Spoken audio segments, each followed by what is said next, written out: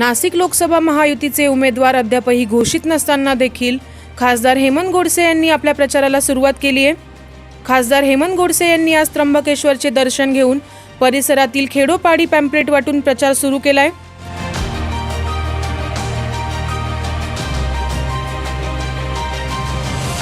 एकीकडे नाशिकच्या जागेबाबत राष्ट्रवादी आणि शिवसेना शिंदे गटात जोरदार रस्सीखेच सुरू असून ही जागा राष्ट्रवादीने कॅबिनेट मंत्री छगन भुजबळ यांकरता मागितली आहे, तर शिवसेना शिंदे गट देखील ही जागा सोडायला तयार नाहीत। या दोन्ही रस्सीखेचमध्ये उमेदवारी जाहीर होण्याआधीच खासदार हेमंत गोडसे यांनी चक्क प्रचाराला सुरुवात करून पॅम्पलेट देखील वाटप सुरू केले आहे। या सर्व प्रकारामुळे इतर राजकीय पक्षांना अचानक धक्का बसलाय। 9 न्यूज महाराष्ट्र ब्युरो, नाशिक।